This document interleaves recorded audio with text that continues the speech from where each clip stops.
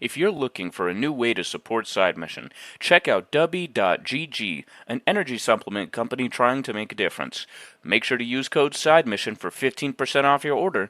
Thank you, Dubby, for sponsoring this episode, and we hope you enjoy.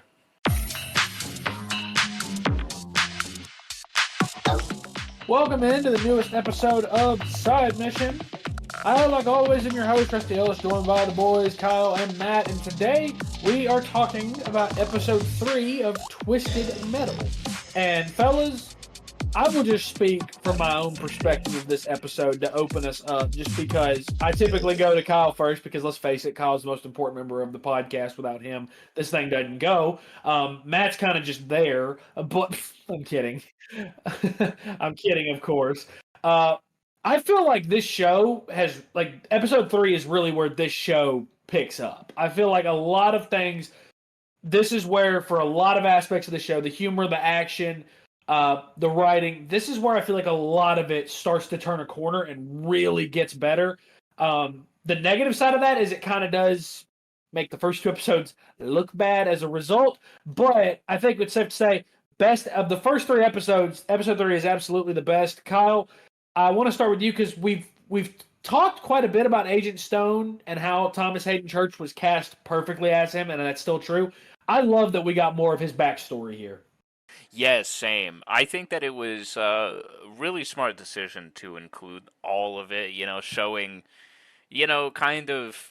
I think it was cool seeing more perspectives of, and I'm sure this won't be the only one that we see, but it's cool seeing more perspectives of, like, when the quote-unquote apocalypse began, and seeing, what led him to kind of snap and become Agent Stone, become the guy that, he is today.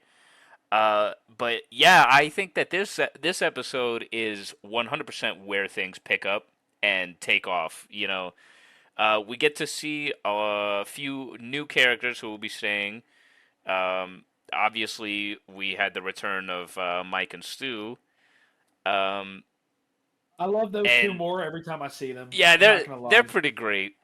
But obviously, this episode focused the most around Anthony Mackie's character, around Quiet, and around Agent Stone. And I think that a lot of the little interactions between the characters sometimes get me the best. And this episode, I think, had some really good ones. Like how we mentioned in the last episode, when Quiet was just like looking at Anthony Mackie, at John Doe. I couldn't remember his name for a minute, but like when she was in the glass, so she had his keys, Yeah. or like when she was eating the dinner, she wasn't even saying anything. It was just the looks. But now that she's speaking more, she had some, she had more to say here, and there were some pretty good interactions between them. And yeah, this episode took off a lot with the humor, I think. Yeah, I agree. I think that Stephanie Beatriz as Quiet, I love her more and more as well with each passing episode. Mainly because I loved her character in Brooklyn Nine-Nine. I thought she was hysterical, and I loved her sense of humor there. And her character here is very, very similar, just a little more, pun not intended, quiet. That's ugly how I said that. Don't like that. But I'm with you that I love the interaction. I love the chemistry. We start to see that relationship between her and John Doe, not necessarily, romantically or romantic talk speaking, but like the chemistry between them in this show is really starting to build, and I like that. I like that we're seeing growth between the 2 of them. So much so that you get to the end of this episode, and what happens in the episode happens, and John Doe talks about dropping her off. You can see it really affects her. She doesn't necessarily want to leave. Like, the way that she reacts to that is she's disappointed. She doesn't say anything about it. Obviously, we'll get to that point in a bit, but I like that growth in their relationship. I think that is awesome, and I think that's good writing. So I love all that. Matt, I have to ask, as our resident 31-year-old, how old did the opening scene of this episode make you feel? Because I felt very, very old with all of the throwbacks, whether it was Radio Shack in the background, the phone that the girl pulled out to call her mom on, and then the line, I should have brought my BlackBerry, or I should have brought my razor. That's what it was. I should have brought my razor. I felt very old in all of that.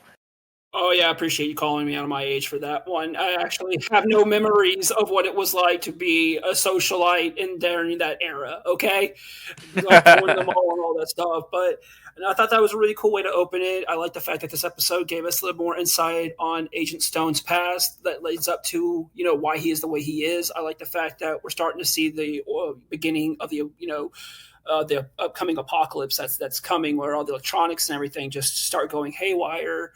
Um, but I'm going to say those girls were totally mean to him, which I think all three of us have had some sort of interaction with girls like that before. Probably, probably Walt But DoorDashing, to be honest. yeah, that was a great way to start the episode because I like the fact that these characters, like, it's not just going to be so much about John Doe and Quiet, but obviously we got to get backstories on these villains as well. Because a lot of the times, we need to know what their motives are. We need to know what led them up to being, just how Agent Stone is just all about keeping the peace, but he has this very hostile way of doing so.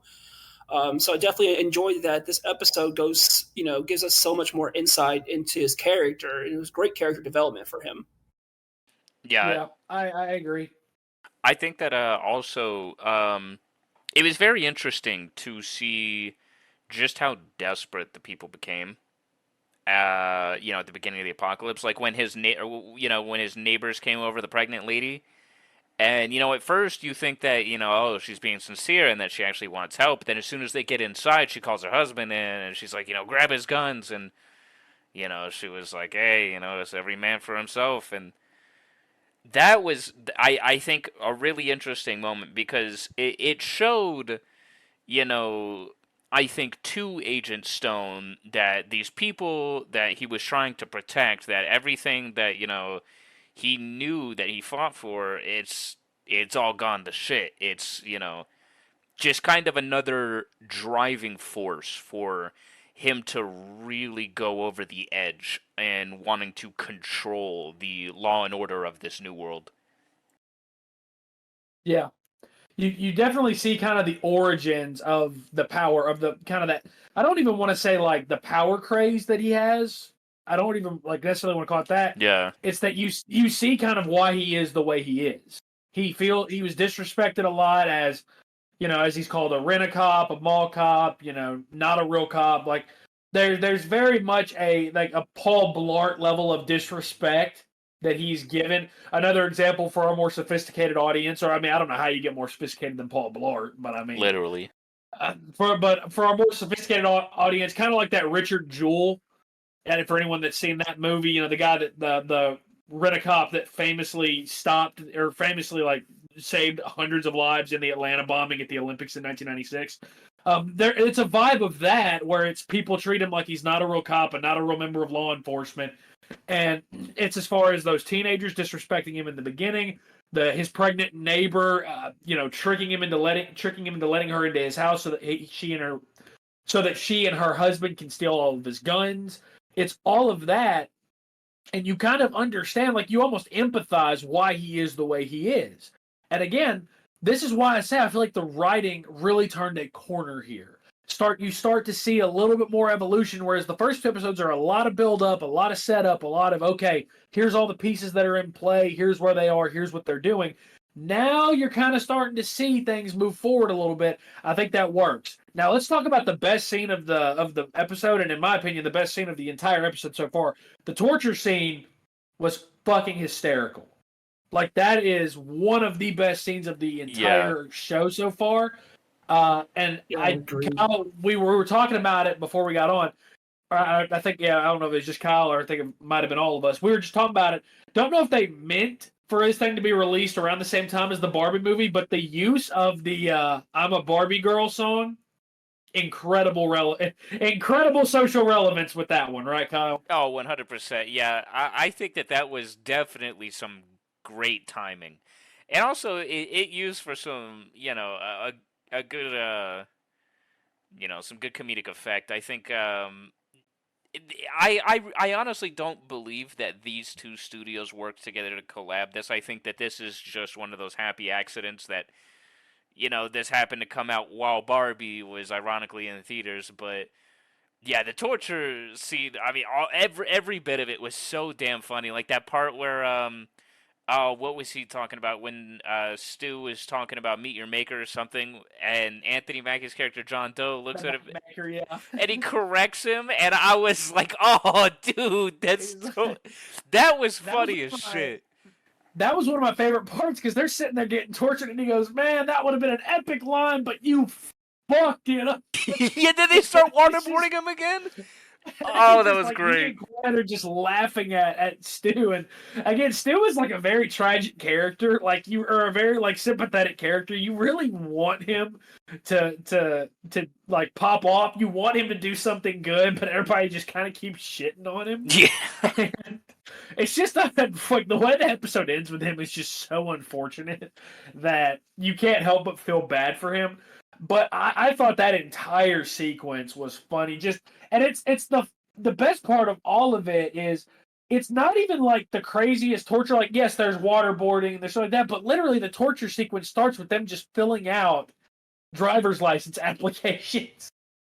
It just Yeah. starts with them filling out paperwork with really tiny pencils. It's them having to read the letters off of the wall like you do at the optometrist. Like it's not even stuff that you would consider torture. It's just stuff that in everyday life we fucking hate doing. Like everyone hates eye doctor appointments. Everyone hates filling out forms at the DMV. We all hate that stuff. And it's funny as hell that that was used as torture here. Yeah, I agree. I think that they absolutely could have gone, the brutal, grotesque way of doing it and, like, mutilated them. But this was way better than any kind of, like, Saw torture scene you could have given me because it was funny as shit. And it's exactly what I expect from this show at this point. Is just, it doesn't necessarily have to make complete sense to me as long as it makes me laugh and the action is good. I'm a roll with it because this show is wild. Yeah, I think that I needed something like this torture sequence. I needed something like that to really keep me invested in this show. Like and I'm glad that we got it because I'm excited to see what happens next. So, Matt, the gist of this episode obviously is they're being tortured. They're trying to figure out where John Doe gets this map. I got this map from who his map maker was. His cartographer, which he funny enough has no idea what the hell that word means. The other funny joke in this, by the way, is when they fill out the file and he says, "What if I don't know my dob?" Yeah. And he's like, they're like, "Your date of birth." Well, what if I don't know that either? Like the jokes are great in this episode. I will say this was the first episode that really got me to think the humor was awesome. Stu ends up helping them break out after threatening to throw them off the dam that Yeah. they're holed in. I thought this escape sequence was really, really good as well. I liked that they balanced out the humor with a lot of action here at the end. Yep, I do too. I also loved during the escape sequence because Quiet goes off and separates from John. I like the fact that it kind of finally comes full circle for her to get revenge for her brother's death, and she walks in on Shepard, Agent Stone's little right hand man, kind of With his little man in his right hand. yeah. If you're paying attention to what he was doing it to, then you got to remember why I kind of hate nerd culture. But no, it was very satisfying to see her, beat his freaking head in, honestly, and she was relentless, and you could feel how angry she was at him, and I was like, well, he sure didn't last long, but I kind of figured that if you're going to kill off this character, might as well be here while they are at one of these checkpoints, and Yeah. they did a really good job of, I think the way that everything came together throughout this episode, it had its moments where there was a little bit of, sympathy that you felt for John because you really realize he can't remember, he has no memory of his past. Like he can't even, remember what his parents looked like because all that he has left of his past is a picture, which I thought a really nice detail is when Stu was going through, his car, he finds that picture and he realizes that John Doe is not just some,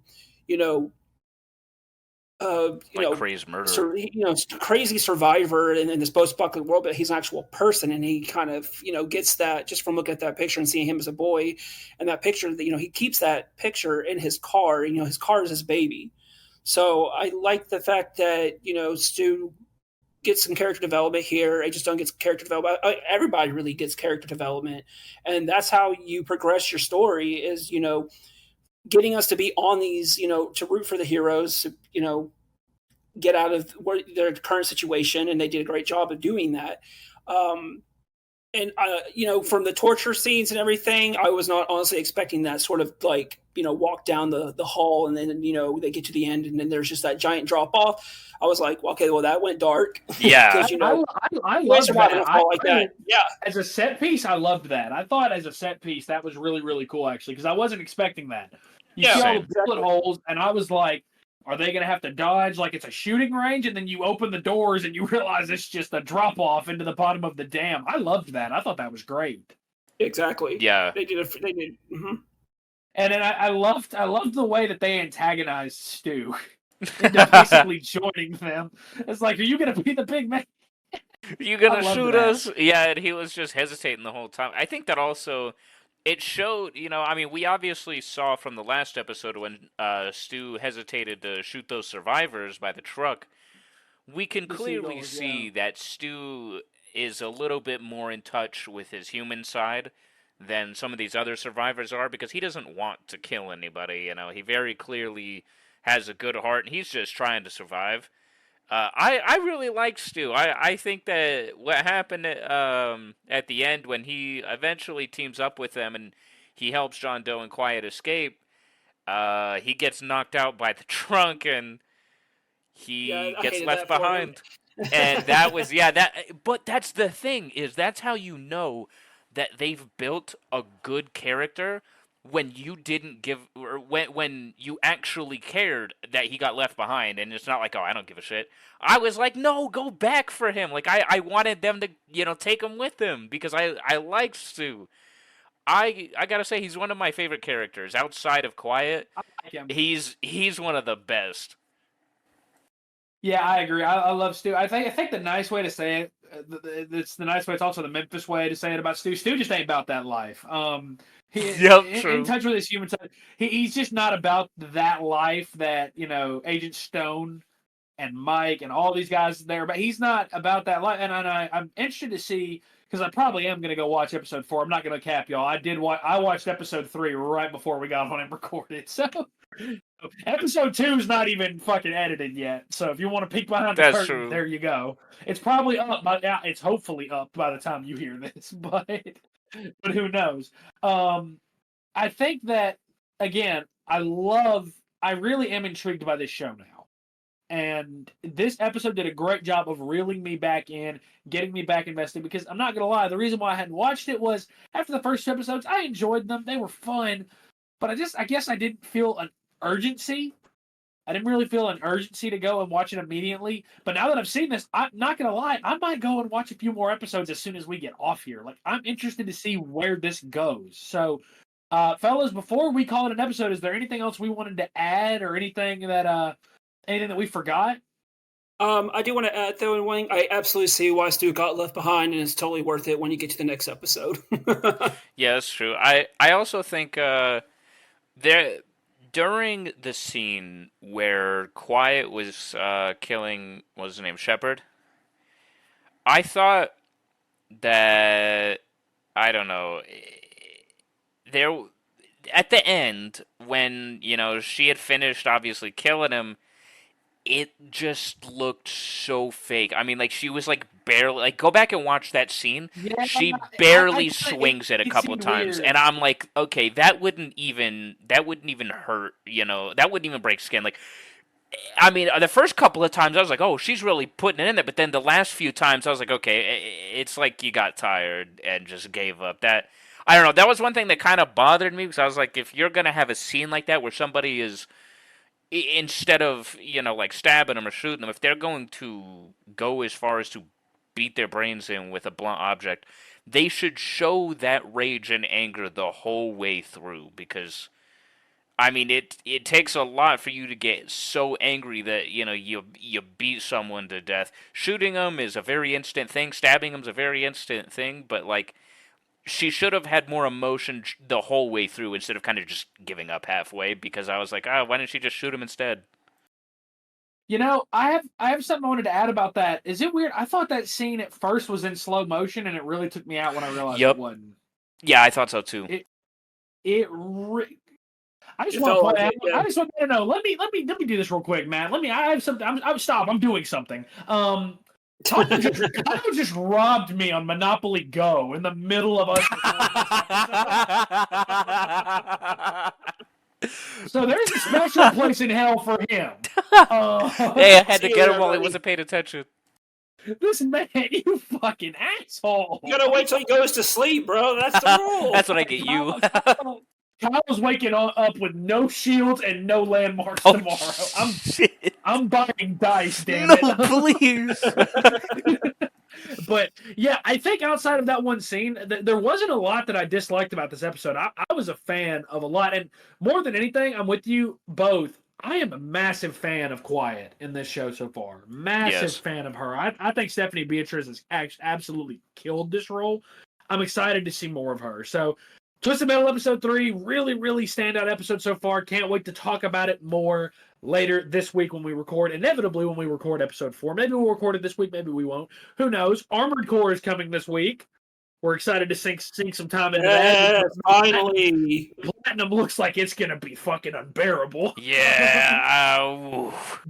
It's going to be rough. We also have Texas Chainsaw Massacre that came out. We haven't decided if we're doing an episode on that, I don't think. We haven't made that decision yet. We got a lot of great games coming out still. Starfield's coming soon. Baldur's Gate 3 drops on PlayStation soon. So we got some big gaming-related stuff coming soon. We know we haven't done a gaming-related episode in a minute.